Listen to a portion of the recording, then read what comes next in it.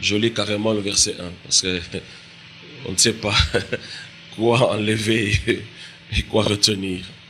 On va voir une série de versets là dans 1 Corinthiens 14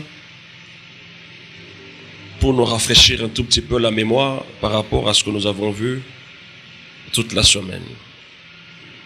1 Corinthiens 14, verset 1.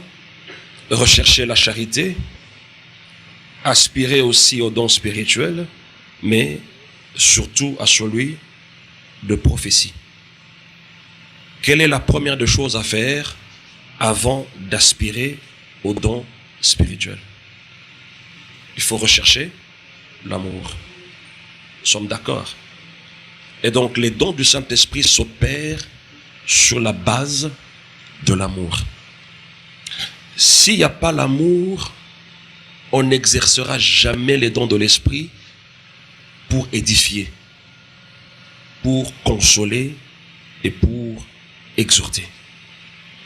C'est pour cela que nous avons dit qu'il y a des loups ravisseurs, il y a des personnes cruelles qui n'ont pas le souci du peuple de Dieu, qui n'ont pas le souci de ceux qui veulent des réponses à leurs problèmes. Mais en fait, ces gens n'opèrent que pour leur propre bien. Ils sont prêts à vous rançonner, ils sont prêts à vous prendre le peu qui vous reste. L'essentiel est que ces poches soient remplies. Remarquez de près, étudiez de très près la manière dont s'exercent les dons spirituels dans notre pays. Et ailleurs aussi, il n'y a pas qu'ici au Congo. C'est partout dans le monde, même aux États-Unis. Les gens pensent qu'aux États-Unis, il n'y a que des meilleures églises et des bonnes églises. Non, c'est faux. Il y a beaucoup de faux prophètes là-bas. Ah oui. Observez très bien la manière dont les dons de l'esprit s'opèrent. Vous allez remarquer qu'il n'y a pas l'amour. Pas du tout. Bien au contraire. Ce sont des personnes avides de pouvoir, assoiffées d'argent, qui cherchent simplement à détruire les autres. Parce qu'ils n'ont pas bâti, n'est-ce pas, ces dons dans lesquels ils opèrent sur l'amour. La première des choses, rechercher l'amour, la charité.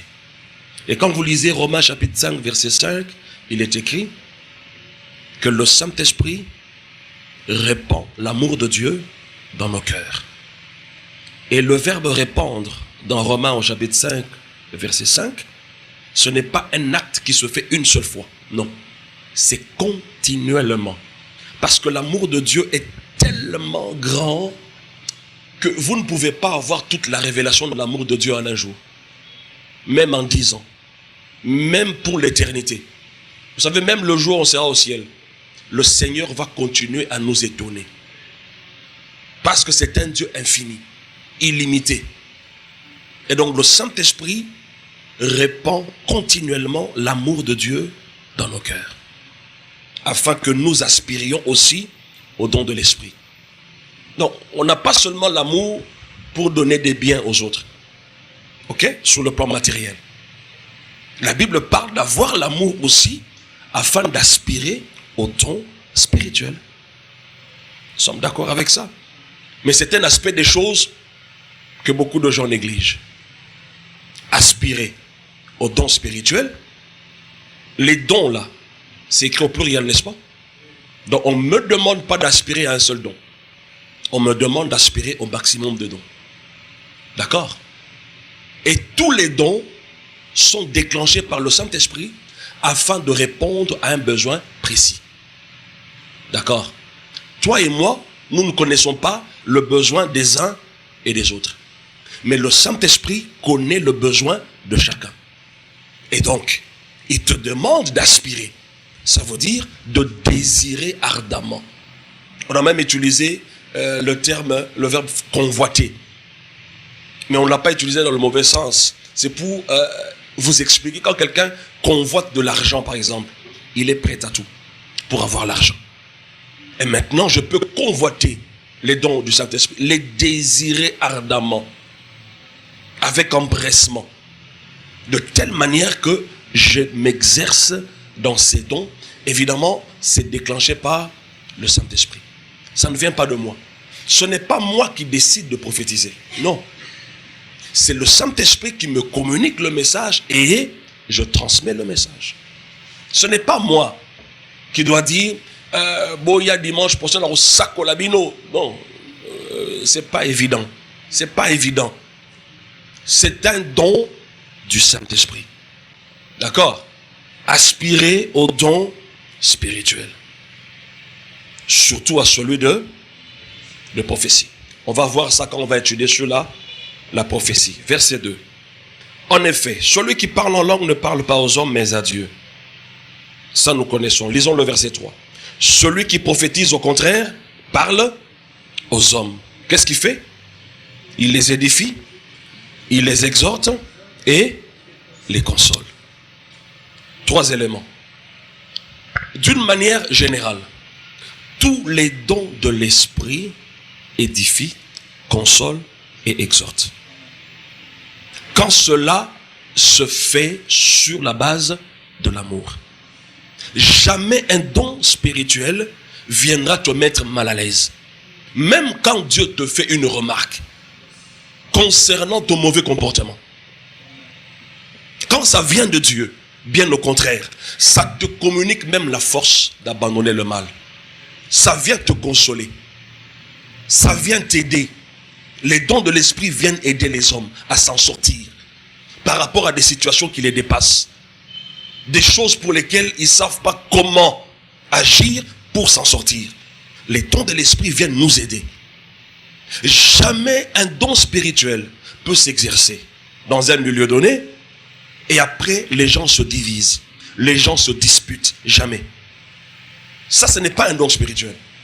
Dieu ne nous a pas donné les dons de l'esprit pour nous diviser.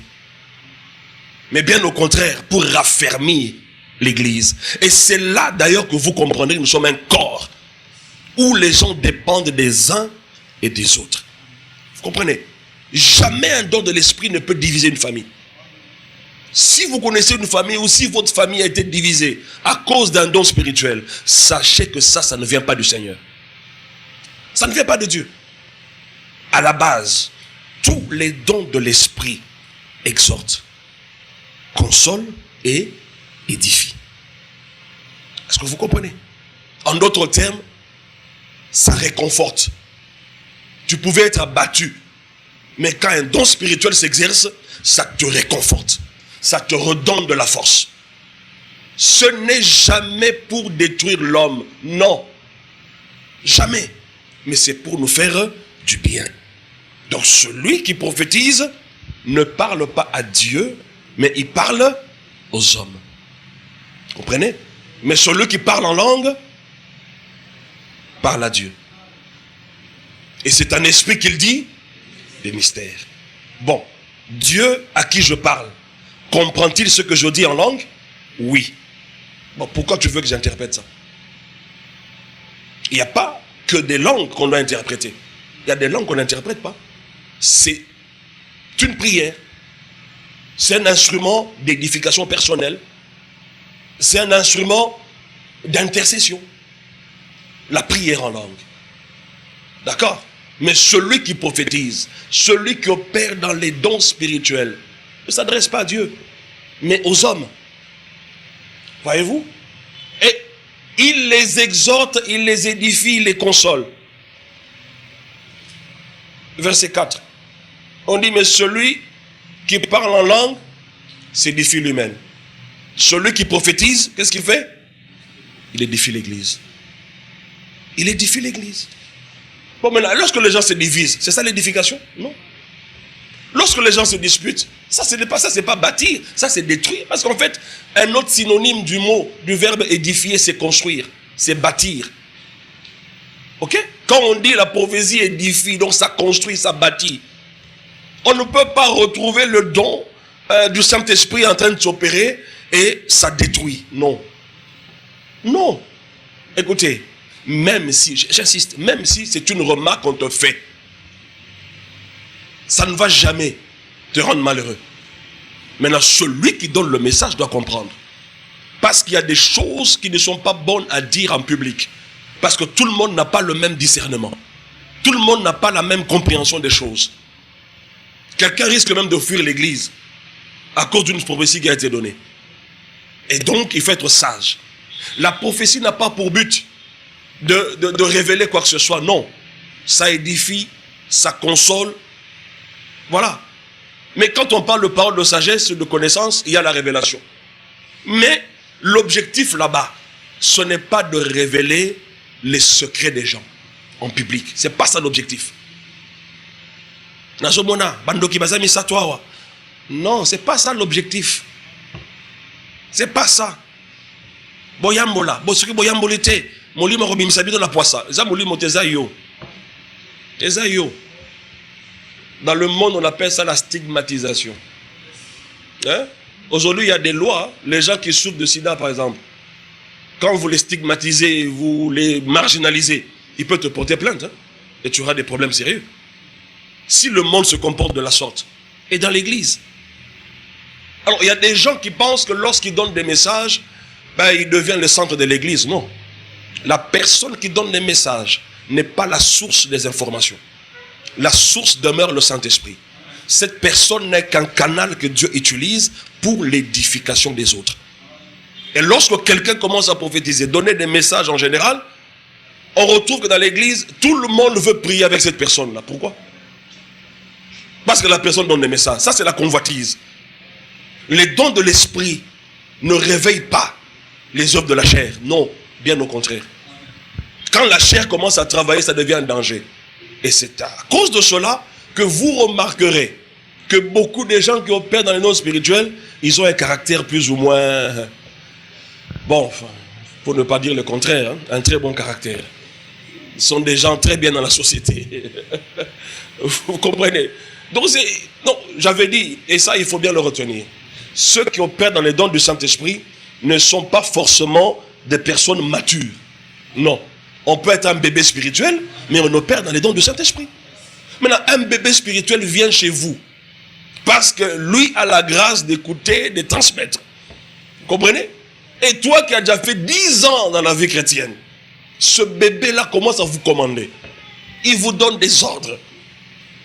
Et il arrive même à vous rançonner, à vous prendre toutes les économies que vous aviez. Mais c'est un bébé spirituel. Est-ce que vous comprenez ces choses? Généralement, aujourd'hui, quand on voit quelqu'un prophétiser, on l'invite presque partout. Hein? Pourquoi? Comme ça, quand il viendra prêcher, il va prophétiser, les gens viendront nombreux à l'église. Non, non, c'est pas d'abord ça. Nous savons que les dons de l'esprit attirent les gens, oui. Mais le but, c'est l'édification, l'exhortation et la consolation. Maintenant, une fois que ces choses se font comme Dieu le veut et que le Saint-Esprit est content, la nouvelle va aller. Et les gens vont commencer aussi à venir. Gloire à Dieu. Mais ne prenons pas ça comme une marchandise que nous vendons. Non. Dans mes missions que j'effectue, je suis arrivé quelque part.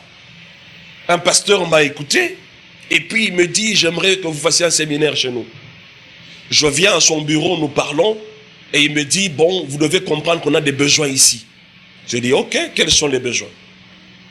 Il me cite les besoins. Et puis il me dit, bon, il y a des gens ici dans l'église qui font des business, ils ont de l'argent. Mais c'est des gens qui ne libèrent pas ces derniers temps. Je vous donne leur nom, ce qu'ils font, et comme ça vous allez prophétiser là-dessus, et ces gens-là vont donner de l'argent. Et puis à la fin il me dit, bon évidemment, vous aurez votre pourcentage. Moi je le regardais. J'ai dit, papa, on fait du commerce ici, c'est quoi au juste? Est-ce que vous ne croyez pas qu'en prêchant la parole de Dieu comme il faut, il peut y avoir des résultats aussi positifs que ça? J'ai été dans une autre assemblée, ici à Kinshasa. Le pasteur m'invite. Il avait besoin d'équiper son bureau. Et quand j'arrive, je prêchais Christ. Le premier jour, le deuxième jour. Le troisième jour, quand j'arrive, il m'appelle dans son bureau. Il me dit, pasteur, vous voyez, on a un besoin. Je dois acheter le mobilier de mon bureau, tout ça. Vraiment, il faut faire des appels de fonds. Moi, je lui ai dit, mais monsieur, vous êtes sûr et certain que si je fais des appels de fonds, c'est alors que vous aurez tout le mobilier du bureau? Je dis, mais oui, il faut quand même. Je dis, bon, ok, accordez-moi la journée d'aujourd'hui, le troisième jour. Laissez-moi prêcher ce que l'Esprit m'a mis à cœur de prêcher. À la fin de la prédication, on rentre dans le bureau avec lui, il y a une maman qui vient et qui dit au pasteur, pasteur, j'ai entendu dire qu'on a un bureau maintenant. Est-ce que je peux contribuer? Je le regarde dans les yeux, il me regarde. Il dit, tu comprends comment l'Esprit fait les choses? Écoutez, quand vous marchez avec le Saint-Esprit n'est pas un esprit statique. Ok? Ce n'est pas parce que on a guéri quelqu'un d'une maladie incurable en le frappant sa veste que toutes les maladies seront guéries de la même manière. Non. Non. Le Saint-Esprit n'est pas dans des systèmes. Ok? Parce que s'il y a un système, il y a une convention que vous savez déjà, on va commencer par là, on terminera par ici. Alors à quoi servira-t-il de dépendre du Saint-Esprit, de compter sur lui? Parce que tu sais déjà qu'est-ce que tu dois faire de A à Z. Mais à quoi sert le Saint-Esprit? Ok? À quoi il sert? Il en est ainsi avec la mouvance dans les dons du Saint-Esprit. Ce n'est pas parce que j'ai opéré aujourd'hui dans la prophétie que je vais continuer toujours à opérer dans la prophétie. Pas forcément. On dit aspirer aux dons les meilleurs. Ça ne veut pas dire qu'il y a un don qui soit meilleur que les autres. Non. Mais il y a un don qui va répondre à un besoin spécifique. Ok? Comme aujourd'hui, il y a certains besoins. J'ai entendu, il y avait des messages qui sortaient à un moment donné. Je ne sais pas ce qui a été dit. D'accord? Mais le Saint-Esprit connaît vos problèmes. Alors, le don qui va servir à répondre à un besoin particulier, c'est ça qu'on appelle le don le meilleur. Et ce don le meilleur n'est pas le don dans lequel je dois toujours et encore opérer. Non, je dois continuer à aspirer aux dons les meilleurs. Je dois me disponibiliser de telle sorte que le Saint-Esprit m'utilise comme un canal par lequel il va édifier, il va instruire et il va exhorter les autres. Sinon, bon, à quoi servirait la présence du Saint-Esprit au milieu de nous? Amen. On continue à lire. Je vais au verset 23. Si donc dans une assemblée de l'église entière, tous parlent en langue, et qu'il survienne des hommes du peuple ou des non-croyants, ne diront-ils pas que vous êtes fous? Mais si tous prophétisent, et qu'il survienne quelques non-croyants, ou un homme du peuple, il est convaincu par tous, il est jugé par tous.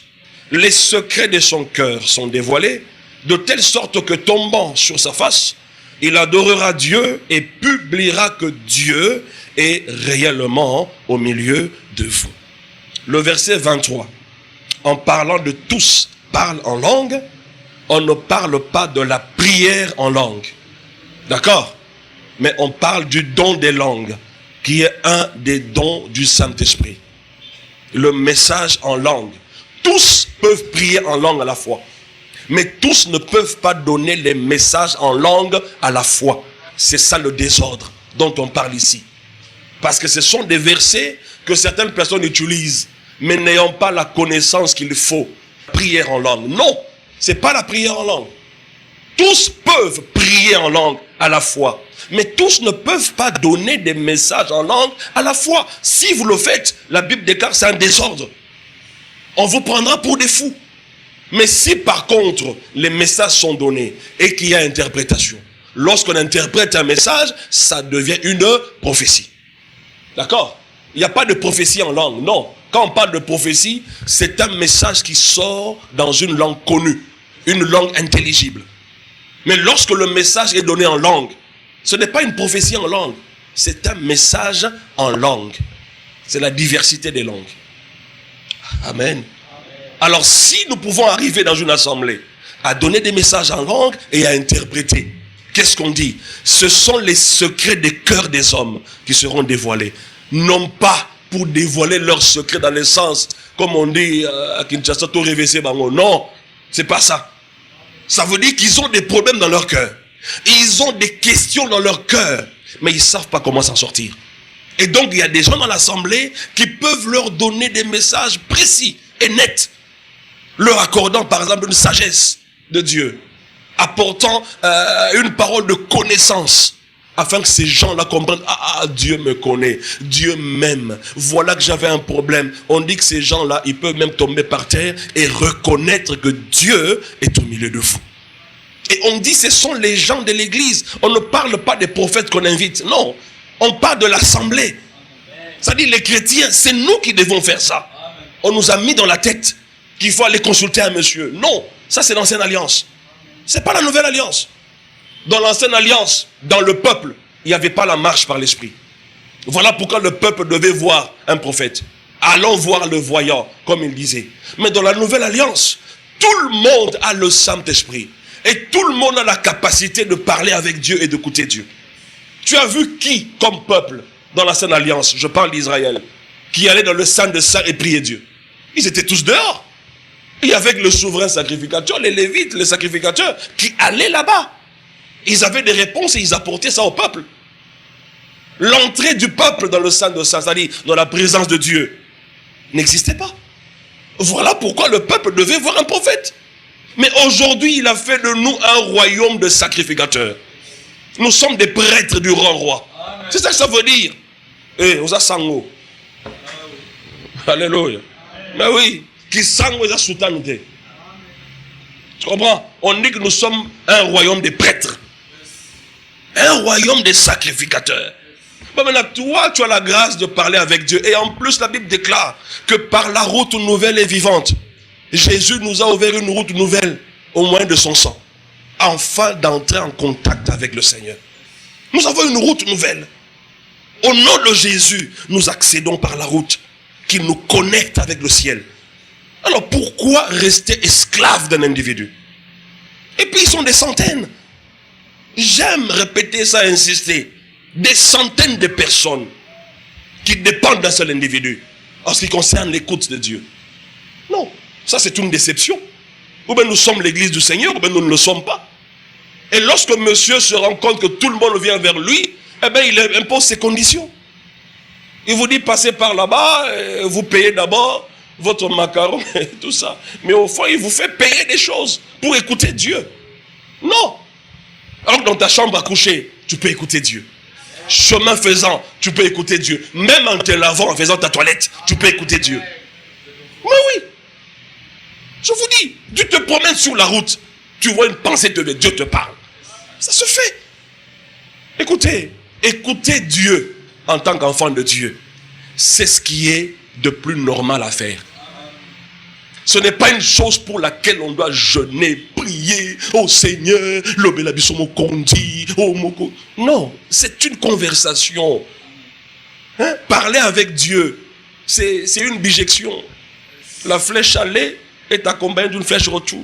Quand je parle à quelqu'un, mais la personne doit me répondre. Ça c'est normal, c'est basique, c'est ça une conversation. Vous comprenez? Et donc dans l'église, il y a des gens à qui Dieu a donné ses capacités. Parce qu'il dit aspirez tous.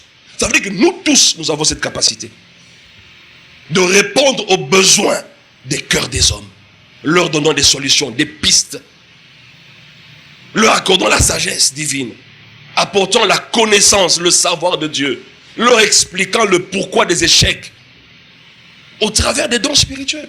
On dit si vous le faites, vous aurez dévoilé les secrets de leur cœur. Ça veut dire le problème avec lequel tu es venu jusqu'ici, c'est pour avoir des réponses. Mais si une assemblée n'aspire pas à ces choses, comment voulez-vous que les uns et les autres, nous soyons des instruments d'édification? Ça ne peut pas marcher. Amen. Verset 26. Que faire donc, frères? Lorsque vous vous assemblez, les uns ou les autres parmi vous ont-ils un cantique, une instruction, une révélation, une langue, une interprétation? Que tout se fasse pour l'édification. Que tout se fasse pour l'édification. Lorsque vous vous réunissez, qu'est-ce qu'il faut faire? On cite des choses.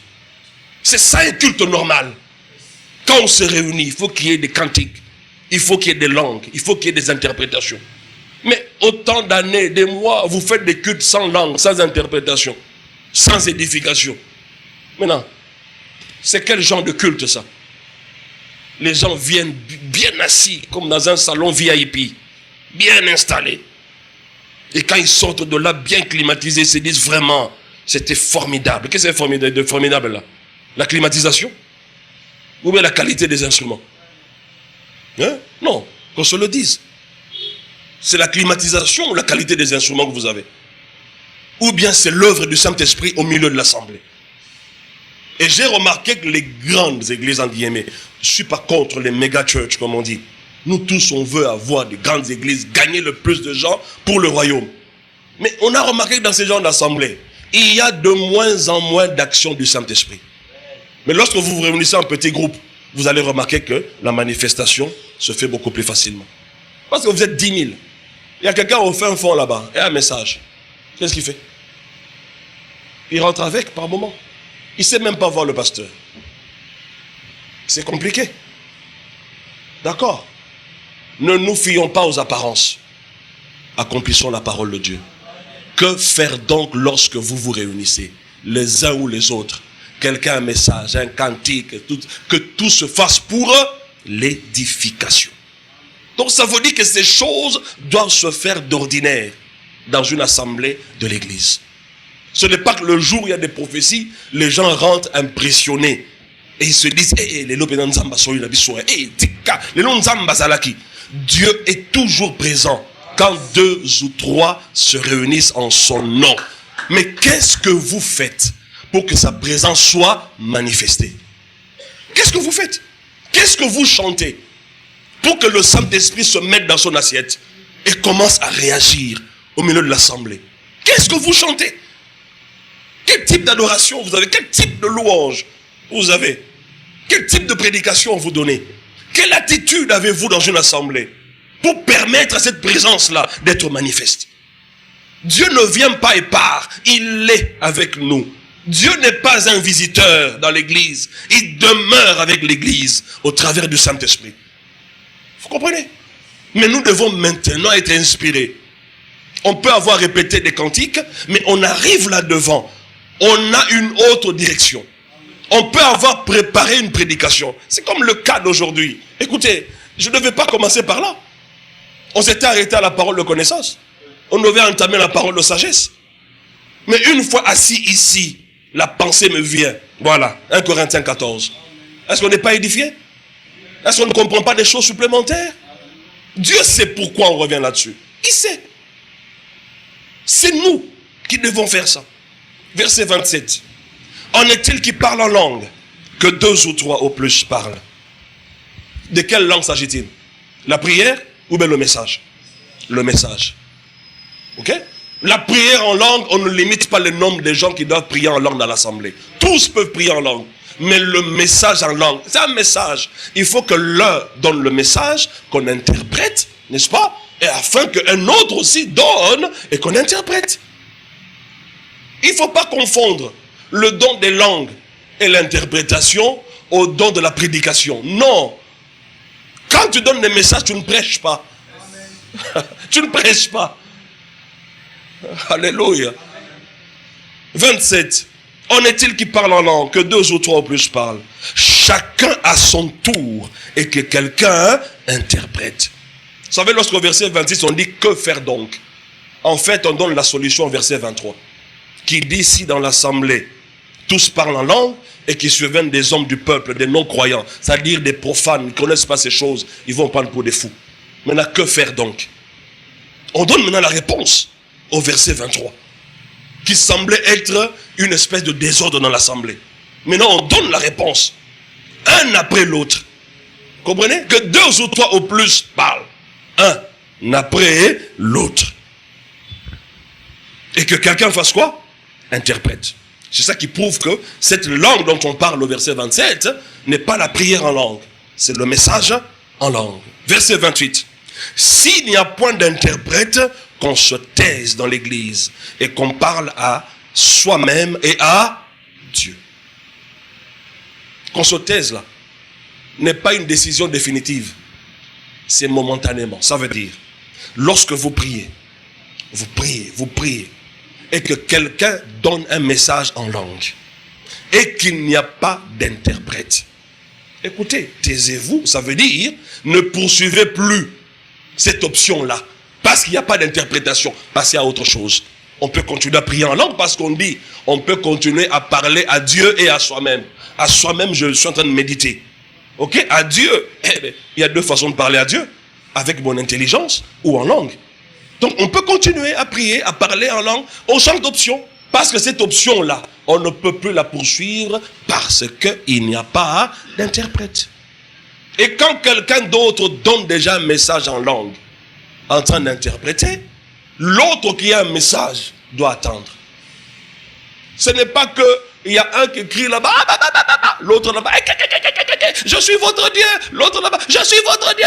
Ça, c'est ça le désordre dont on parle au verset 23. On va vous prendre pour des fous. Mais si quelqu'un donne un message en langue, le profane là, il va se dire, mais c'est quoi ça? Et après avoir parlé en langue, il donne le message. Tiens, c'est comme s'il interprétait ces choses-là. Et puis l'interprétation là va toucher les choses de son cœur là. Il ne pourra pas dire que vous êtes des fous. Et non, vous êtes sensés. Vous parlez une langue spirituelle et vous l'interprétez. Vous comprenez? Donc c'est ça que nous devons faire. S'il n'y a pas d'interprète, on se tait. 29. Pour ceux qui est des prophètes, que deux ou trois parlent, et que les autres jugent. Et si un autre qui est assis a une révélation, que le premier se taise. Car vous pouvez tous prophétiser successivement. Ça veut dire l'un après l'autre. Afin que tous soient instruits et que tous soient exhortés. L'un après l'autre. Amen. Est-ce que nous sommes en train de comprendre ces choses-là? Ce sont des choses qui créent le désordre dans nos églises. Parce que les gens n'ont pas la connaissance là-dessus. Ça devient comme une compétition. Il y a un PV.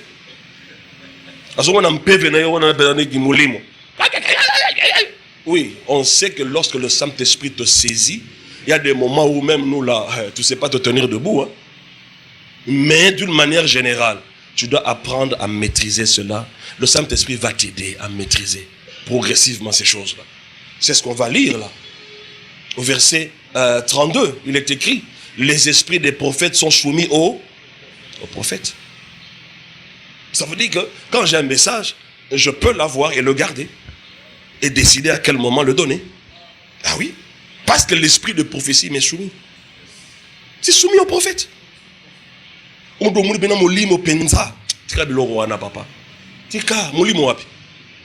sais pourquoi on vous trompe dans ces histoires? Parce que vous n'aspirez pas. Parce que vous ne pratiquez pas. Le jour où tu vas exercer, tu vas détecter tous les escrocs. Je te dis. Tu vas détecter tous les escrocs. Et donc, d'une manière générale, 1 Corinthiens 14 nous parle de la pratique, de l'exercice des dons au sein de l'assemblée. Mais avant d'y accéder dans la pratique, on parle d'amour, qui est le chapitre 13. Et avant d'arriver à l'amour, le chapitre 12 nous a donné, cité, tous les dons de l'esprit. Et au milieu, il y a quoi? Il y a l'amour. C'est ça la charnière. Sans l'amour, il n'y a pas d'exercice des dons spirituels pour exhorter, édifier et consoler. Non. Ça sera des dons entachés de... Bon, des idées derrière la tête. Hein. Voilà, on PC message, et puis après, je sais comment je vais les avoir et c'est parti. Ça, c'est pas bien ça. C'est très mauvais. Alléluia. Et surtout lorsque tu es déjà habitué à donner des messages, on te donne l'argent. Tu deviens petit à petit un véritable Géasi. Je te dis la vérité. Tu commences à devenir un Géasi. Petit à petit. Des fois, on te donne aussi, tu dis non. Boyananoko. Gosu Boyanan. Tu vas, tu fais un service quelque part. Tu dis non, pasteur. Et non, ça va, il n'y a pas de problème. Non, ça va. C'était juste pour prier et puis c'est fini. Non, pasteur, prenez quand même cette enveloppe. Et puis ils insistent des fois. Quelqu'un te dira, c'est comme si vous n'honorez pas ça. Non, c'est comme si vous pensez que moi je peux vous donner un argent qui n'est pas bon. Non, c'est pas ça. Gardez. Vous allez vous faire respecter. Vous en connaissez? Qui refusent de l'argent? Ils sont plutôt les premiers à dire quoi? Il faut sceller la prophétie. Sceller la prophétie veut dire quoi? Garantir son accomplissement. C'est ça, dans une certaine, mais c'est ça qu'ils veulent dire. Si tu veux garantir l'accomplissement d'une prophétie, il faut sceller. Bon, on scelle ça comment? Ce n'est pas par la foi. Ce n'est pas en te comportant selon ce qui a été dit afin d'atteindre l'objectif. Hein? Mais c'est quoi? C'est donner l'argent. Et puis tu vis comme tu veux. Est-ce que c'est ça? Non. Parce que ces gens-là, une prophétie, soit ils donnent l'argent. Là, c'est les prophéties. Mais regarde, est-ce que vit-il en fonction de ce qui lui a été révélé? Non. C'est comme ça qu'Israël a échoué. Dieu a dit à tout Israël, vous sortez pour entrer où? Dans la terre promise. La prophétie était pour Josué et Caleb seulement? C'était pour tout le peuple. Mais pourquoi d'autres sont morts en chemin? Pourquoi d'autres ne sont pas entrés? Parce que la prophétie était fausse? C'était une vraie prophétie. Mais tout dépendait de leur comportement à l'égard de ce qui leur avait été révélé. Ils se sont mal comportés. Le but divin reste. Dieu n'a pas changé. Il est le même éternellement. Mais c'est l'homme qui a changé. Il est sorti du chemin, de la voie que Dieu lui avait tracée. Et du coup, il ne va pas atteindre l'objectif. Même si tu avais donné l'argent, peu importe. Mais quand tu n'as pas la foi, tu ne crois pas en ce que Dieu a dit. Et tu ne te comportes pas en fonction de ce qui t'a été révélé. Moi, on me dit, je suis serviteur de Dieu. Mais qu'est-ce que je dois faire? Je dois poser des actions correspondantes. Ça veut dire, je dois chercher à m'instruire, à comprendre, serviteur de Dieu, oui. Appelé à quoi? Je dois comprendre tout ça. Mais quand je ne fais pas toutes ces choses-là, je me lance directement. Dieu m'a appelé. Mais tu vas échouer lamentablement. Lamentablement. Vous comprenez? Donc tous ces dons servent à l'édification. Et on avait commencé, on les avait déjà regroupés en 3 catégories. Et on a commencé avec les dons de révélation. On a dit que les dons de révélation, ce sont les dons qui révèlent quelque chose ou qui mettent en lumière ce qui est caché. Et parmi ces dons, on a cité le don de parole de sagesse, le don de parole de connaissance et finalement le don de discernement des esprits. Nous avons dit que le don de parole de connaissance, je commence par le don de parole de sagesse, c'est là qu'on avait commencé. Parle des choses futures. Parle de du dessein de Dieu pour toi. Il parle des plans de Dieu dont tu es porteur. Ça veut dire que nous sommes sauvés, oui, par la grâce, ainsi de suite. Dieu nous a créés ainsi en Jésus, afin de nous faire accomplir avec lui les choses qu'il a d'avance, les bonnes choses, du reste, qu'il a d'avance préparées, afin que nous les pratiquions. C'est-à-dire, depuis l'éternité, il y a des choses que Dieu avait préparées. Et la parole de sagesse vient me révéler mon but ici sur la terre. Qu'est-ce que je suis censé poursuivre? Parce que tous tels que nous sommes là, aussi différents que nous sommes, chacun a une destinée propre. Ok? Nous ne sommes pas tous appelés à faire la même chose. Mais la finalité, c'est que chacun sera jugé en fonction de ce qu'il aura fait. Et la parole de sagesse vient nous aider à détecter les grâces, à détecter le plan de Dieu, ce que Dieu attend de nous ici sur la terre. Et comment pouvons-nous procéder pour arriver à réaliser ce plan sur la terre. Et donc la parole de sagesse parle du futur. Ça ne parle pas du passé. Quand un message sort et que tu sens l'insistance du futur, dans la suite des temps, moi l'Éternel votre Dieu, ceci, cela. Donc ça va déjà dans le sens de la parole de sagesse. Et la parole de sagesse apporte des solutions de sagesse. La parole de sagesse peut sauver toute une nation. Ok? On a donné des exemples. Avec notamment Joseph en Égypte. Quand il a interprété le songe du pharaon, c'était la parole de connaissance. Ah oui? Et lorsqu'il a donné la solution, c'était la parole de sagesse. On a senti dans la parole de sagesse les notions de l'économie pour lesquelles certains vont à l'université. Mais Joseph n'est pas allé à l'université. Il a été inspiré. Et il y a une notion qu'il a fait sortir, c'est que ce qui est rare est cher. C'est une notion de l'économie. Mais c'est le Saint-Esprit qui le lui a communiqué. Personne à son époque n'avait cette notion. Comprenez? C'est comme c'est Jacob, chez Laban. Ça, c'était un agronome terrible. Un vétérinaire, précisément. Comment il a fait pour croiser les bêtes? Comment il a fait? Parce que vous comprenez, un vétérinaire. Non, il n'a pas été en faculté d'agronomie ou de médecine vétérinaire. Non. Il a été inspiré par le Saint-Esprit. Et tu verras que tous ces gens-là de l'Ancienne Alliance, pour la plupart, quand ils ont marché avec le Seigneur, c'était avec les dons spirituels. Qu'ils ont fait des exploits. Même Jésus a opéré avec les dons spirituels. On n'acquiert pas la parole de sagesse après avoir longuement étudié les Écritures. Non. Ce n'est pas parce qu'on a de l'expérience de la vie que nous pouvons avoir la parole de sagesse. Non. La parole de sagesse est une révélation surnaturelle. Comprenez? Du Saint-Esprit te révélant ses plans, ses desseins pour toi. Ça dit ton futur, ta destinée. Ok? Ta destinée d'une manière particulière n'est pas écrite dans ce livre. Mais ce livre, en le lisant, qu'on appelle la Bible, qu'est-ce qui est écrit? Ce que Dieu a un plan de bonheur pour toi. Et non de malheur. Afin que tu aies de l'espérance. Maintenant, quel est ce plan en particulier? La parole de sagesse va t'aider à détecter ces choses-là. Amen. Et on peut recevoir la parole de sagesse au travers d'un message en langue qui est donné et interprété. On peut l'avoir au travers d'une vision ou un songe.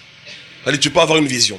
Quand tu relates la vision, l'explication te donne en fait un aperçu de la sagesse de Dieu. Le futur dans lequel le Seigneur te voit. Ce que Dieu voudrait que tu fasses selon ses desseins. Au travers d'un rêve, tu peux dire ton rêve, mais l'interprétation, tu comprends que c'est une parole de sagesse. Ça parle du futur, ça parle du plan de Dieu pour toi. Amen. Soyez bénis. Amen. Et la parole de connaissance, c'est la connaissance de Dieu. Le savoir de Dieu. Parce que quand on dit don de ceci ou de cela, en fait, il s'agit de l'habileté de Dieu. Il te prête sa sagesse, n'est-ce pas? Pour t'éclairer par rapport à ta destinée. Et quand on parle de parole de connaissance, c'est le savoir de Dieu. Dieu est toute la connaissance. Mais il arrivera des moments où il va te révéler une portion de sa connaissance pour t'aider dans la situation que tu traverses. Mais il ne va pas te laisser la porte grandement ouverte dans cette connaissance. Non. Mais sinon, tu vas nous coloniser. L'orgueil va trouver place en toi. Donc, comme on a dit, non, il n'y a pas de ngai là-bas. C'est Dieu qui t'a donné une portion de sa connaissance. Afin que tu t'en serves. Et quand on parle des dons, c'est toujours pour les autres. Ce n'est pas d'abord pour toi, c'est pour les autres. Est-ce que tu peux c'est ça même l'amour. Je sers les autres. Mais avec les dons spirituels. Donc c'est le savoir de Dieu qui te révèle des choses concernant un lieu, un peuple, une famille, une personne donnée. Ok? Parlant des choses passées et des choses présentes. Dans la parole de connaissance, vous ne ressentirez jamais des aspects futurs. C'est toujours des choses passées et présentes. Écoutez bien, on dit parole de connaissance. On ne connaît que les choses qui sont déjà passées. Mais les choses futures restent le plus souvent un mystère. Voilà pourquoi il faut une sagesse pour les comprendre. Dans la parole de connaissance, des choses passées et présentes. Et dans ces choses-là, non seulement on te donne les informations, on te donne le savoir sur des lieux, sur un peuple, une famille, un pays, ainsi de suite, mais on te révèle aussi les manigances de Satan, les forteresses de Satan et de ses démons. Dans la parole de sagesse, il n'y a pas de révélation d'histoire démoniaque. Mais dans la parole de connaissance, oui. Vous comprenez? Oui. Dans la parole de connaissance. J'ai lu le témoignage d'un monsieur.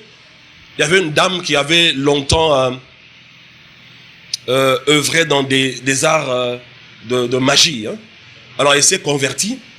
Qu'est-ce qui se passait? Le jour de sa conversion, la dame est tombée. Et elle a commencé à écumer, elle a parté et tout ça. Ils ont prié, ils ont chassé les démons, ils ont chassé. Rien ne se passait. Pendant des heures. Et qu'est-ce qui s'est passé? Le Saint-Esprit va dire au pasteur en question. Mais tu vois cette dame ici, elle a longtemps opéré dans les arts magiques. Elle s'est prosternée devant des idoles. Ce que vous devez faire pour vaincre ces démons, amenez-la simplement à se prosterner devant Jésus. À dire Jésus, tu es Seigneur. C'est tout. Quand elle a dit ça, les démons étaient partis. Donc c'est pour vous dire, ce n'est pas seulement au nom de Jésus sort. Il faut avoir le discernement. J'espère qu'on aura le temps, même 30 minutes pour qu'on en parle aujourd'hui. Il faut le discernement. Ce n'est pas parce qu'on te dit il est malade, tu cours vite là avec ton verset dans la tête. Vous imposerez les mains aux malades, ils seront guéris. Combien sont guéris en les imposant les mains? Combien? Étudiez Jésus. Jésus n'avait pas que imposer les mains. Il parlait aussi. Ah oui. C'est ça la diversité en fait. Parce qu'on dit que Jésus allait de lieu en lieu. Il était loin du Saint-Esprit, faisant du bien et guérissant tous ceux qui étaient sous l'empire du diable. Il le faisait comment? Dans le naturel, n'est-ce pas? Mais produisant des résultats surnaturels au travers des dons spirituels. Il n'y allait pas seulement en imposant les mains, non. Des fois, il demandait, as-tu la foi? Qu'est-ce que tu veux que je fasse pour toi? Vous pensez qu'il posait ces questions par hasard? Non. C'était des instructions reçues du Saint-Esprit. Parce qu'il ne disait rien qu'il ait entendu auprès du Père. Et il ne faisait rien qu'il ait vu voir auprès du Père. Vous voyez? Quand il pose la question, est-ce que tu crois? Il dit oui, je crois. Ok, sois guéri. Donc, il y a des cas où c'est l'homme qui doit ouvrir son cœur. Mais il y a des cas comme Lazare mort. Lazare a exprimé quelle foi pour ressusciter? Lazare avait besoin de foi. Tout retombait sur les épaules de Jésus. Voilà pourquoi il n'a pas posé de question. Il a donné un ordre. Lazare sort. Mais oui, c'est cette façon de faire là, cette diversité d'opérations là. Mes chers frères, le Saint-Esprit, c'est le coordonnateur des opérations du royaume ici sur la terre. Tout ce que Dieu veut faire sur la terre, c'est le Saint-Esprit qui coordonne ça. Alors quand tu n'es pas en intimité avec lui, tu ne seras jamais un canal par lequel Dieu va passer. Jamais. Tu ne seras jamais pour nous un instrument d'édification. Non. Alléluia. Donc la parole de connaissance révèle même des forteresses du diable. Et la personne qui te donne et la parole de sagesse et la parole de connaissance n'est pas la source des informations. Ne regarde pas une personne à son habileté et à sa position spirituelle au sein de l'église. Dieu ne regarde pas aux positions dans l'église. Ok? Dieu regarde à la disponibilité. Oui. Tu peux être là au fond. Je connais peut-être pas ton nom. Mais tu te disponibilises ce matin. Par toi, le Saint-Esprit nous donne des informations célestes pour lesquelles on a prié, on n'avait pas de direction. Mais toi, Dieu t'utilise pour ça. Et du coup, tous les regards vont tourner vers toi. Tu cherches le succès. Mais opère avec le Saint-Esprit. Alléluia, c'est simple. Opère avec le Saint-Esprit.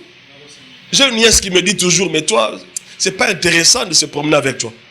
Partout on passe, c'est toujours, pasteur, bonjour pasteur. Mais qu'est-ce que vous voulez? Jésus revêtu de l'Esprit et sa renommée se répandit partout. Donc ce n'est pas des choses que tu vas forcer en fin de compte, mais fais ce que le Saint-Esprit te recommande. Amen. Et même la parole de connaissance, vous ne l'avez pas à partir de l'étude des Écritures. Non, c'est une révélation surnaturelle. Amen. Voilà, parlons un tout petit peu du troisième don de ce groupement-là, que nous appelons le groupement des dons de révélation. De voir dans le monde spirituel par le Saint-Esprit. C'est l'habileté de voir dans le monde spirituel par le Saint-Esprit. Ça veut dire, d'une manière naturelle, vous avez un panneau naturel devant vous. Des choses qui s'accordent à votre cerveau, que vous voyez tous les jours. Mais il y a des choses qui échappent à votre cerveau, que seul votre esprit peut vous amener là-bas. Comprenez? Et au travers du don de discernement des esprits, vous allez opérer en esprit, en voyant dans le monde spirituel. C'est cette habileté-là, de voir dans le spirituel. C'est-à-dire, je te vois là, physiquement. Et puis les minutes qui suivent, je te dis, le Seigneur dit que dans 10 jours, voilà ce qu'il va faire pour toi. J'ai vu ça où? Dans l'esprit. Ah oui. Parce que la personne en se regardant se dit, dans 10 jours, comment ça va arriver? Ça va se faire comment? Voilà pourquoi quand on marche avec Dieu, il ne faut pas regarder aux apparences. Non, quelqu'un peut avoir de l'argent, mais je te dis, tout celui qui a l'humilité de venir à l'église, c'est un nécessiteux. Et qui a la réponse à son problème? C'est le Saint-Esprit, au travers de ce serviteur-là que Dieu a établi. Maintenant, moi, serviteur, dispensateur des solutions, je commence à faire des courbettes devant X, devant Y. Mais non, c'est moi qui donne des solutions. Oui, tous ici dans l'assemblée, nous sommes des nécessiteux. Écoutez, même les milliardaires vous disent qu'ils ont des problèmes. Quel problème ils ont? Parce que les gens pensent que quand on a un peu d'argent, c'est fini, quoi. Non, non, non.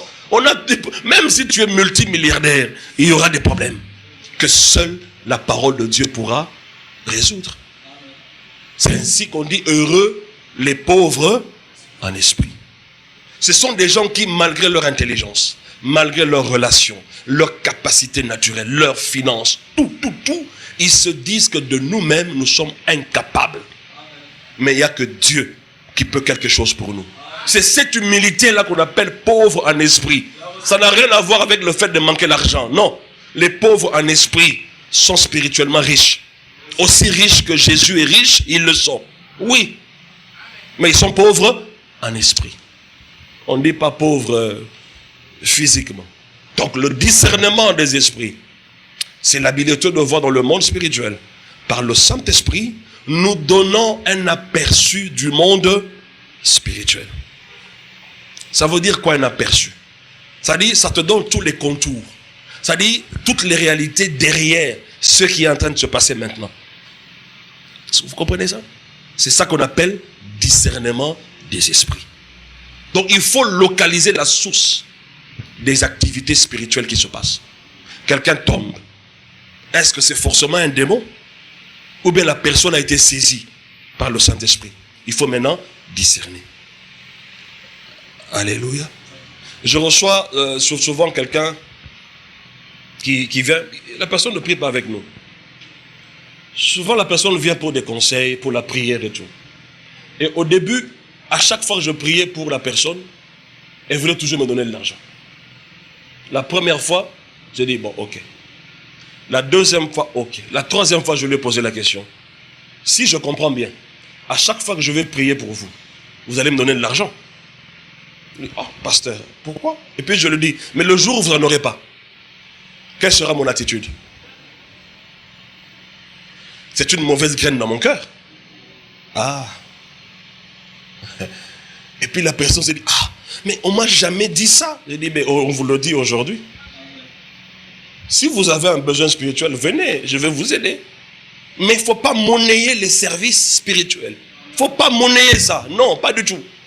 Nous ne refusons pas le fait qu'il faut soutenir les serviteurs de Dieu. Mais ne monnayons pas les services. Pas du tout. Ne monnayons pas. Parce que là, tu sèmes une graine dans le cœur de ce serviteur. Il sait que quand j'arrive chez toi, quand je prie pour tel ou XY, en retour, il y a quelque chose. Mais le jour où il n'y aura rien. Ah, ça c'est Bakatune Namoutout. Mais il faut le voir maintenant chemin faisant, quand il rentre. Ah, son sandéni. Son paix, loyer, papa, on est là, est-ce que vous comprenez ces choses-là? C'est très important, je vous dis. Non, écoutez, que les égoïstes ne profitent pas de mes paroles. Je me suis très bien fait comprendre. Que les égoïstes n'en profitent pas.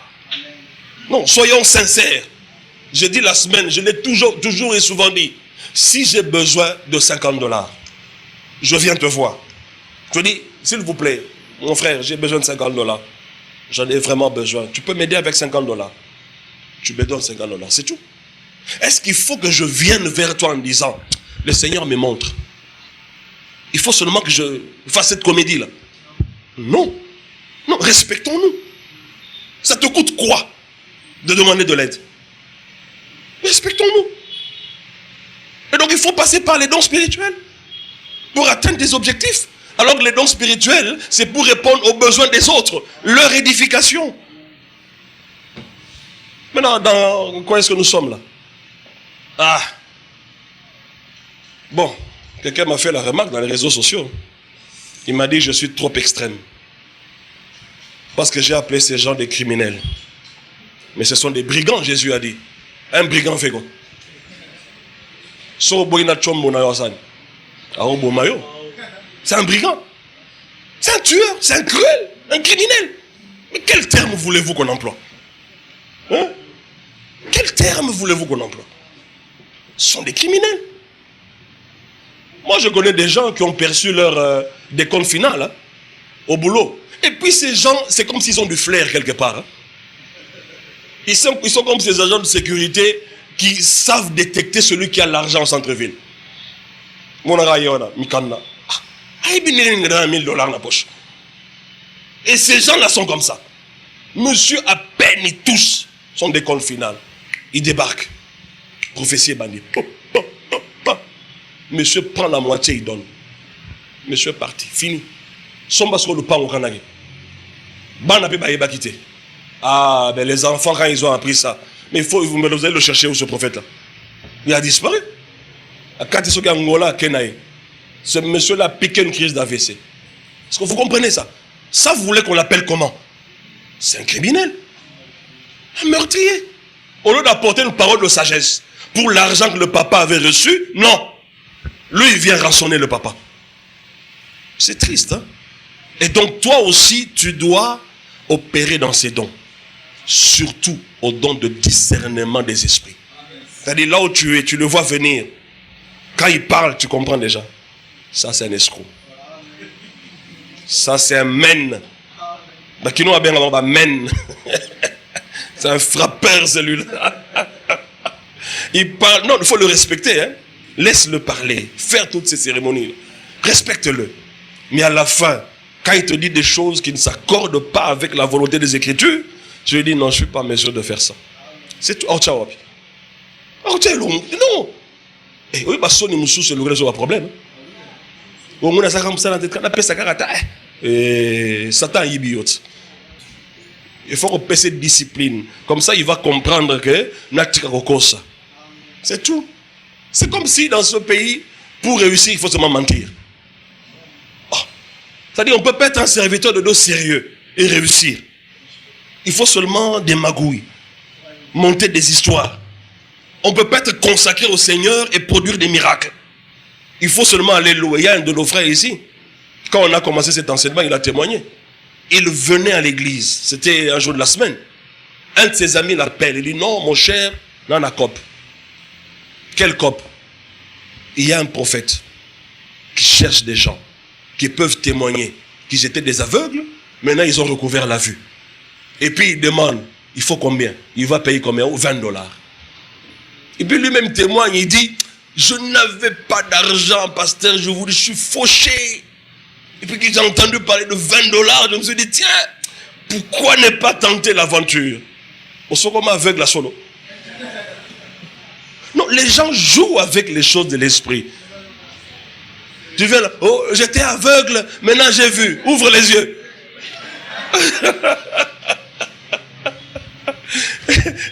Et puis tu te fâches contre le pasteur. Oh, aveugle. Ça vous apprendra. Non, ce sont des choses qui se font. Dites-moi, est-ce qu'on ne peut pas être sérieux avec Dieu, se consacrer au Seigneur et produire des miracles dans son ministère? Oui. Mais pourquoi on veut tant de raccourcis? Et des raccourcis qui nous détruisent et qui détruisent l'église du Seigneur. C'est malheureux. Donc il faut avoir un aperçu du monde spirituel. C'est-à-dire le Saint-Esprit va te révéler les réalités derrière ce qui est en train de se passer maintenant, que tu es en train de vivre. C'est ça, avoir un aperçu. Et on peut voir 2 Rois 6, 16, 17. Vous connaissez bien ce verset. 2 Rois 6, 16, 17. Il répondit, ne crains point, car ceux qui sont avec nous sont en plus grand nombre que ceux qui sont avec eux. Élisée pria et dit, Éternel, ouvre ses yeux pour qu'il voie. Et l'Éternel ouvrit les yeux du serviteur qui vit la montagne pleine de chevaux et de chars de feu autour d'Élisée. Ça veut dire qu'il y avait une provision surnaturelle. Ils étaient devant un danger. On devait les arrêter et les tuer. Et les soldats de Syrie les avaient encerclés. Maintenant, le jeune homme Géasi se réveille et il voit qu'ils sont encerclés. Il savait quoi faire. Maintenant, il dit à son maître, le prophète Élisée, voilà, nous sommes coincés. Qu'est-ce que nous devons faire? Il dit, ne t'inquiète pas. Ceux qui sont avec nous sont en plus grand nombre. C'est ça l'aperçu. Il a spirituellement vu un autre monde, le monde de Dieu, avec toute la provision possible, afin qu'il s'en sorte de cette situation. Vous comprenez? Mais si Géasi était seul, il se limiterait au monde naturel. Il chercherait, je ne sais pas moi, si c'était à notre époque, on chercherait le numéro de la police, police d'intervention et tout ça, parce qu'il y a des voleurs qui cassent la porte à main armée. Mais qui ne vous dit pas Quand on ouvre la porte, tu dis, hé, Rokobo Shere Babo. Le voleur te dit, hein? Pardon. Pardon. Mais cela est arrivé à nos papas ici à l'église. Dans un taxi. On l'enlève dans un taxi. Il est au milieu. Il commence à prier en langue. Il prie en langue, il prie en langue. Et puis l'un me dit, oh, mon colonel, excusez-nous, on ne savait pas, mon colonel. Ils se sont arrêtés. Ils sont descendus du taxi, ils ont tous fui. Lui aussi est descendu, il est rentré chez lui. Comment tu peux expliquer ça? Comment tu peux expliquer ça? Il y a toujours une provision surnaturelle proche de nous. Mais le problème, c'est qu'on n'a pas le discernement pour accéder à ce monde spirituel dans lequel il y a la provision. Deux hommes, Géasi et Élisée. Géasi se limite au monde naturel. Géasi va au-delà du naturel. Il le voit dans le naturel, dans le spirituel. Il a un aperçu du monde spirituel. Et cet aperçu lui montrait quoi? Des soldats célestes, une armée céleste, des chars de feu autour d'eux. C'est-à-dire la réalité spirituelle dominait sur la réalité physique. Et quand le petit a vu ça, il a eu l'assurance, l'édification, la consolation. La peur est partie parce qu'il a accédé au discernement des esprits. Et donc Dieu est capable de le faire pour nous tous. Question. Dieu veut que nous discernions quoi? Les esprits, n'est-ce pas? Mais quoi au sujet des esprits? Quoi? Non, discerner les esprits, oui. Mais discerner exactement quoi au sujet des esprits? La réponse est que il est question de comprendre, de discerner d'où vient l'esprit. Est-ce de Dieu, de l'homme ou de Satan? Il ne s'agit pas ici de lire dans la pensée des hommes. Non. On ne lit pas dans la pensée des hommes. Mais on discerne l'origine de ce que nous sommes en train de voir maintenant. Est-ce que ça vient de Dieu? Ça vient des hommes? Ou bien ça vient du diable? Je discerne ça. Et je comprends. Ah, si c'est une épreuve, ok. Tout ce que j'ai à faire, c'est de persévérer, c'est tout. Je ne vais pas abandonner. Et l'épreuve, c'est pour que je monte de niveau. C'est pour me fortifier encore. C'est pour me rendre encore mature. Et quand je comprends que ça vient de Satan, évidemment, le Seigneur te donnera une parole de sagesse pour que tu t'en sortes. C'est comme ça que ça se passe. Faisons d'abord confiance au Saint-Esprit. Écoutez, les enfants d'Israël vont combattre et des fois, ils ne combattaient même pas.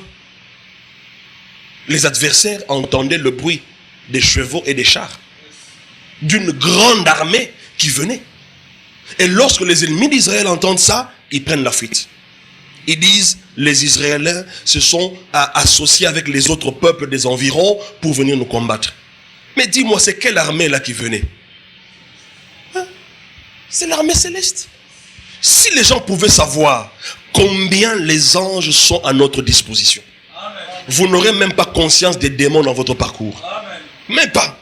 Ça aussi, c'est une question de discernement. Les gens voient les démons partout. Ils croient aux démons partout. Ils ont la conscience des démons partout. Mais ils n'ont pas la conscience de la présence de Dieu qui est omniprésent. Alors que les démons ne sont pas omniprésents. C'est le manque de discernement. Alléluia. Donc on doit savoir d'où vient l'esprit. Est-ce de Dieu, des hommes ou de Satan? Et une autre question, est-ce que le discernement des esprits inclut-il seulement les esprits mauvais ou diaboliques? Non. Non. Quand on parle de discernement, on ne parle pas seulement des mauvais esprits. On parle aussi du Saint-Esprit. Ah oui. On va expliquer, il faut discerner le Saint-Esprit. Savoir, est-ce que ça c'est le Saint-Esprit? Ou bien ce n'est pas le Saint-Esprit qui travaille? Tu discernes. Ce n'est pas seulement discerner. Est-ce que c'est un milieu m'a bêté? Oui. Ce n'est pas seulement ça. C'est aussi discerner. Même la parole qui t'est prêchée ce matin, il faut la discerner. Ah oui. Il faut la discerner. Alléluia. Le discernement des esprits est un aperçu surnaturel dans le monde spirituel. Ok? Il concerne les deux. Soit les bons ou les mauvais esprits. On parle du monde spirituel en général. Pas seulement du monde spirituel des mauvais esprits. Non. Même des anges. Parce qu'il y a aujourd'hui tout un tas d'enseignements sur les anges. L'angéologie. On n'est pas contre les anges. Nous savons que les anges exercent un ministère formidable. en faveur de nous qui avons hérité du salut. Mais dans cette histoire des anges, il y en a qui ont invoqué des démons, des anges de lumière. Ah oui. Donc il faut discerner. Il faut discerner. On doit être révélé sur l'origine de la manifestation. Si elle est bonne ou mauvaise. Donc il faut être révélé sur l'origine de la manifestation. Si ça vient de bons ou mauvais esprits. C'est ça qu'on appelle l'aperçu. Alors, le discernement des esprits inclut, le discernement de la parole de Dieu. Ah oui, il faut discerner la parole, je l'ai déjà dit. Il faut discerner la parole de Dieu. 2, discerner le Saint-Esprit. Ah oui, discerner le Saint-Esprit. À l'époque, on pensait que quand c'est le Saint-Esprit qui agit, les gens doivent tomber, n'est-ce pas? Les gens doivent faire beaucoup de mouvements. C'est là que les gens croient que le Saint-Esprit est à l'œuvre. Pas forcément. Pas forcément. Les gens assimilent le sensationnel à la manifestation du Saint-Esprit. Pas forcément. Le Saint-Esprit n'opère pas toujours comme un spectacle. Non. On peut être venu ici, on écoute la parole de Dieu et le Saint-Esprit fait un travail extraordinaire dans le cœur des gens. Les gens sont transformés. Sans tomber, sans crier. Et le Saint-Esprit a fait son travail. Ne mettons pas le Saint-Esprit dans une boîte, lui imposant la direction que nous voulons, la manière de faire que nous voulons. C'est à nous de nous soumettre au Saint-Esprit, à sa façon à lui de faire, parce que lui a la meilleure façon de faire les choses. C'est tout. Il a la meilleure façon de faire les choses. Nous, on ne sait rien. C'est lui qui sait tout. Donc le discernement de la parole de Dieu, discerner le Saint-Esprit. Troisièmement, discerner le Christ ressuscité. Ah oui, hein. Je me rappelle dans les années 90, il y avait un Italien qui est venu dans notre pays. Il avait sillonné aussi le monde. Il est passé à la télé nationale. Il avait des stigmates ici aux mains. Aux pieds aussi. Ouais. Bon, les plus jeunes qui sont nés en 90 et tout ça ne savent pas. Il est passé à la RTNC. Il avait des stigmates ici comme Jésus. Même aux pieds, naturellement. Et c'était prouvé scientifiquement. On le prenait pour le Christ ressuscité qui est revenu. Mais il était mort, le monsieur, après. Il était mort. Mais combien de gens ne l'ont-ils pas suivi? Il faut discerner. Selon les Écritures, est-ce qu'il fallait-il que quelqu'un vienne encore avec ces choses-là?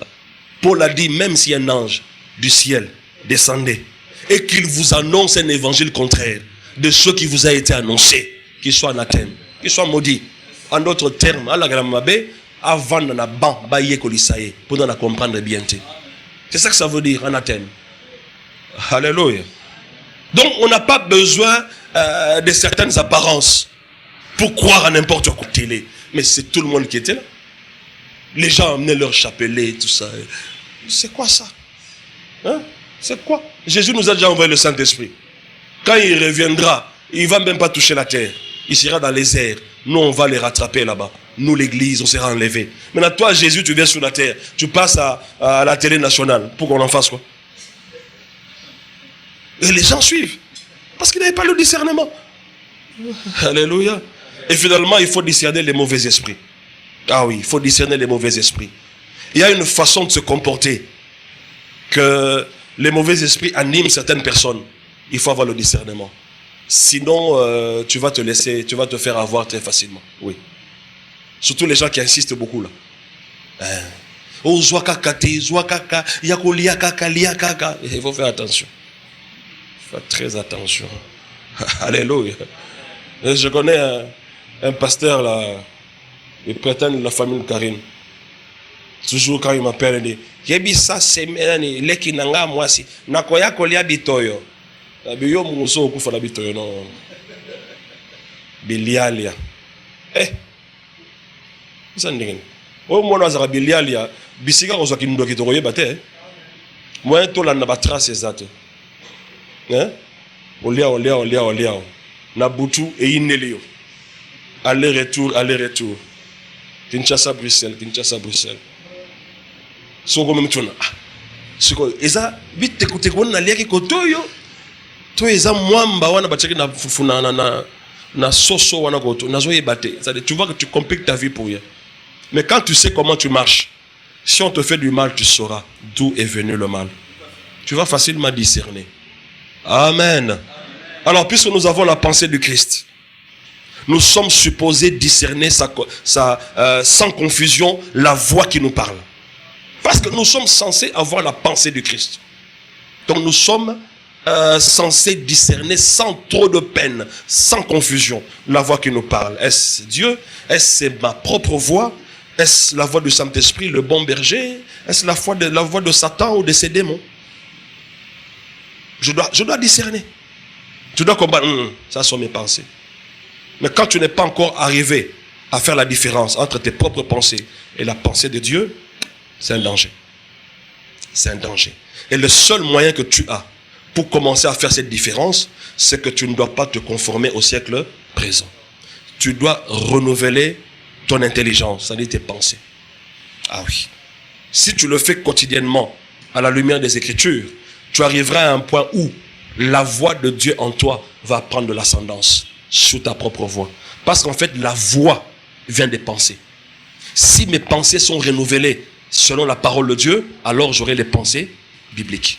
Et de là, Dieu va facilement me parler et je comprendrai avec facilité. 1 Corinthiens chapitre 2, versets 15 à 16.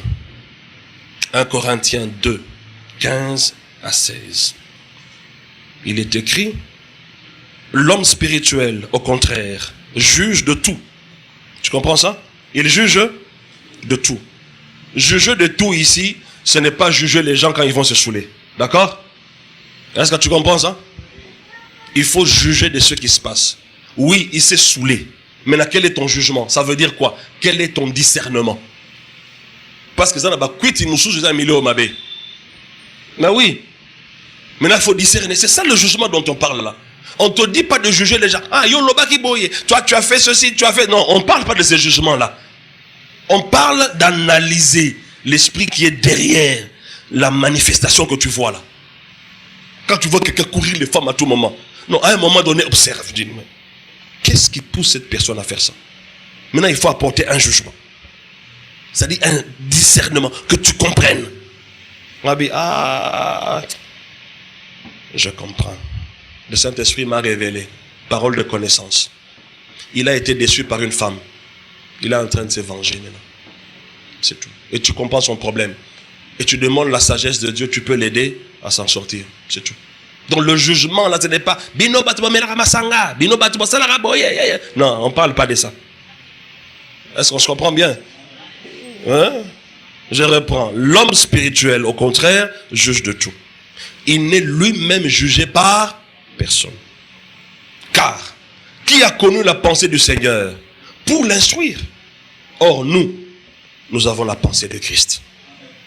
Nous pouvons leur instruire les autres. N'est-ce pas? On les instruit après avoir discerné. Mais non, on les instruit. Ce n'est pas qu'on va les juger. Non. Tu peux lui dire la vérité, voilà. Tu vois ce que tu fais là, c'est pas bon. Tu dois te repentir, c'est pas bon. Tu lui dis avec amour. Il te comprendra. N'est-ce pas? Mais il ne faut pas condamner la personne. C'est comme si tu condamnes un singe à toujours avoir les mains sales. Qu'est-ce que tu veux qu'un singe fasse? Quand quelqu'un est dans la nature du péché, il ne peut que pécher. Mais tu penses que ta condamnation là va changer quoi? Voilà pourquoi Dieu a dit il a tant aimé le monde. Parce qu'il n'y a que l'amour qui peut les changer, pas la condamnation. Mais s'ils refusent l'amour de Dieu, ils se condamnent eux-mêmes. Donc nous n'avons pas à les juger, les gens du monde. Nous devons les aimer, avoir un cœur pour eux. Vous savez, les gens qui ont à cœur l'évangélisation, c'est d'abord des gens qui ont la compassion des autres. Quand tu n'as pas cette compassion en toi, tu ne vas jamais t'élever et gagner une âme au Seigneur. Il faut avoir la compassion des âmes. Amen. Et on termine en disant ceci. Question. Comment discerner les esprits? Ça, on va voir à partir de demain lundi. En détail, avec les versets. Vous devez savoir une chose, qu'il y a deux aspects à considérer. Quand il s'agit de discerner les esprits. Deux aspects à considérer. Et il y a un premier aspect qui est celui du don de discernement. Ok? Et un deuxième aspect qui est le discernement qui est personnel. C'est-à-dire, c'est moi qui fournis les efforts selon la connaissance de la parole que j'ai. À comprendre que ça c'est bon, ça ce n'est pas bon. D'accord? Ce jugement-là vient de moi. Mais le don de discernement, le jugement vient de Dieu. C'est Dieu qui te révèle. Il dit, non, ne te fie pas à tout ce qu'il dit, à tout ce qu'il fait. Ne te fie pas à ses bonnes apparences. Regarde ce qui est derrière tout ça. Il te révèle ça. Ça, c'est un don. Ça ne vient pas de toi. Toi, tu es incapable de par toi-même de voir, d'avoir un aperçu spirituel. Non. C'est comme Élisée. C'est pas par lui-même. C'est le Saint-Esprit qui lui a révélé. Donc ça, c'est un discernement comme don. Mais il y a un autre discernement. Je sais qu'il est écrit. Mais ce que tu fais là ne s'accorde pas avec ce qui est écrit. Comme j'ai la connaissance de ce qui est écrit, je vais juger en disant, c'est pas biblique. Mais il arrivera un moment où, malgré tout ce que tu connais des Écritures, tu n'arrives pas à détecter la réalité derrière cette situation. Là, il faut une révélation. Et là, on va parler du don de discernement des esprits. Donc, il y a deux aspects. L'un est le discernement comme don, toujours au profit des autres, où nous sommes des simples canaux utilisés par le Saint-Esprit. Et l'autre est d'éprouver les esprits à un niveau plus personnel.